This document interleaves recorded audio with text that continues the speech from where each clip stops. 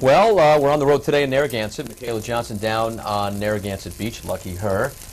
Ray, Chef Ray here from the Coast Guard House, usually down on Narragansett Beach as well. Nice place to go to work every day, the Coast Guard House. But he's here with us this morning, and he's already started his salmon dish. We're going to kind of go over the details of what we're going to do to cook it later, but first Ray's going to tell us what goes into his salmon dish.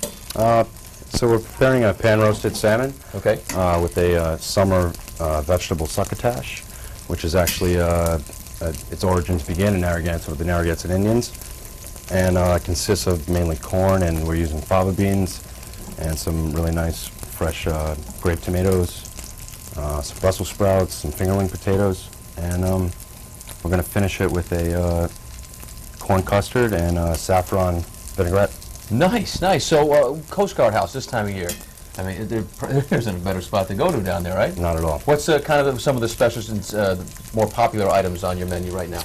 Well, obviously, being so close to the ocean, we do a lot of seafood. Yep. The scallop dish, the tuna, a lot of our pastas. Just every night, you know, we have specials and try and do a lot of different things with local seafood, local produce, and you know, we also do really nice things with meat too. But it's a seafood time of year. Yeah, people come down and they want to have the seafood. So. Well, it must be beautiful down there today. I'm sure Michaela will be checking it out at some point today while she's down in Narragansett. Much more with the Coast Guard House here in the kitchen a little bit later on the show. Back to you. All right, well, I have two fine gentlemen joining me in the kitchen this morning from the Coast Guard House. We have our owner, Bob Leonard, right? One of the owners, I should say, of the Coast Guard House. Our chef, Ray, is busy getting our salmon dish ready. But we wanted to know a little bit more about the Coast Guard House in the summer. And it's not just a summertime place, right? In January, you are open, although you said sometimes it's... People forget that, you know? You're exactly right. We are open year-round, Yeah. and people do tend to forget it. They call us in the fall saying, oh, you're still open. Yes, we are. We are open year-round. You certainly are, though, well-known in the summertime, a very busy, popular spot. Tell us a little bit about the offerings you have for people to come down. Well, we're very lucky because we have the water. We're right there on the water. The view is great. It is. It's even amazing at night when the moon's coming up. But we have indoor and outdoor seating. We have more of an upscale menu downstairs, a casual menu upstairs. Yeah. And there's really something for everybody. You were telling me, too, entertainment several days a week, too, to get people to stay longer at the restaurant as well? On the deck on Monday and Wednesday from 3 to 7, we have a band.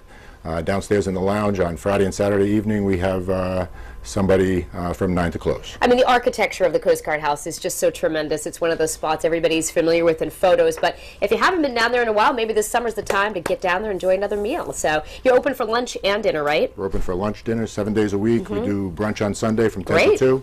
And yeah, the building has some architectural significance. It was built by McKim, Mead, and White, who did a lot of the mansions in Newport. All right. Well, thanks so much for that historical input, and we are going to get our dish fired up in just a minute. Now we'll send things back over to you. Here we go. All right, we're back in the kitchen this morning. Ray Montequilla, right? Montequilla. Oh, you didn't nail it. He was thinking Ray tequila, but all right. Yeah, I was thinking Montequilla, Yeah. like a quill, like a pen. I got it, I got it. He's from the right. Coast Guard House down in Narragansett. He has some salmon here and skin side down on the salmon, right? Side down, yep. Are we seasoning this, or what are we doing, Chef? Yeah, we season it with a little bit of salt and pepper. Okay. It's very important. You want to get the skin dry. Yeah, yeah. You know, get away any excess moisture so you get a really nice crisp skin. And you're just going to start it in the pan. You want to get your pan up to a little bit of higher heat, like medium-high heat, just for that initial cooking. And once it starts going, now we're going to turn it down. You can almost see as you're standing here, right? You can look at that, Danielle. It's starting to get white, the changing colors. If you start in a cold pan, the skin's going to stick, and it's just going to come off. It's not going to be good. Yeah, it won't be good. You know, so you know what you're doing. Start this slow. Low and slow, low and slow. Is this one of those recipes that you finish off in the oven, or do you just cook it slowly in the pan? So you're going to start here. You kind of want to push down, because when you put a piece of fish in a hot saute pan, it's going to want to curl up. Right. So, you know, to get a nice even crisp on the skin, you just want to push it down just lightly with a fish spatula. Very useful tool also to have in the kitchen for anything. All right, now you have a finished piece in the oven that we can pull out in just a second. And along with the salmon, we're making some corn custard, right? We are. That's in the little... Yep, this is just a basic custard recipe. It's cream, heavy cream, fresh up corn, sugar, a little bit of salt, white pepper. Yeah. So essentially what you do is you want to get the corn, heated. You don't want to boil it. You just want to heat it through, cook it till it's tender, about 15 minutes or so. Okay. When it's tender, you can puree it. If you have a hand immersion blender, that's great. If not, you want to cool it down and let it cool before you put it in the blender, or else you could have a big explosion and a little bit dangerous. Is that something that you would actually like eat the fish with, like a bite of that and a bite of that, or That's it's just what's kind of here. like that? Yeah, that's exactly. That's what's All right, so that's what it looks like in the cup. Okay. So once it's cooled, you put it in the blender, you blend it. You add 1 egg per cup of liquid, and strain it out. Butter your custard ramekins, pour it right in. Water bath, cover it, put it in the oven. Kind of set it and forget it, but don't really forget it. Set it and forget it. Okay. All right, and also we have another side dish here. We have this vegetable succotash. I haven't heard the word succotash in a long time. What exactly is a succotash? It's a cartoon. Suffering succotash. Exactly. So, well, succotash is actually it's a Native American native to Narragansett Indians. Is where its origins come from. Yeah. I don't want to mispronounce the word. That's all right. But I do that every morning. Don't worry about it. The word for it basically means little pieces. Okay. Okay.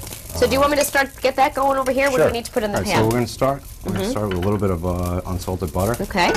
All right. Now, Oh. it's pretty hot. That's pretty hot. That's okay. But that's all right. So we're going to put the butter in, and we're going to put the corn in. Yeah. Once you put the corn in, the heat's going to kind of come down a little bit. So now you got to be careful with the corn Okay. because it's Browns too easily, or? well, it starts popping. It gets a little Oh, yeah, we're dangerous. gonna have popcorn in the kitchen. Pretty much. So, but it's really nice to get some really good color on it. Yeah. It brings out the sweetness. All right, and then we get So we'll start with the corn, and we have some fingerling potatoes and some Brussels sprouts. beautiful. Now, this isn't really necessarily traditional in a succotash, but What are these right here? like These These are fava edamame? beans. Oh, fava beans. Okay. Yep. Now, Okay. the basis of a succotash is it's really the most important parts of the corn and the beans. In this case, chose to use fava beans. You could use lima beans. You could use almost any bean you want, but it's like the freshness of the fava beans. So, All right, There let's you go. take this Get one out of that the in. oven. This one's finished, right? yeah. All right, and we can plate this up. I'll try not to Plate burn that up. myself. Too late for that. Look at the colors of that. Beautiful. All right, we're going to let you plate this up, and we'll get that finished shot at the end of the show. Patrick and I will get a taste.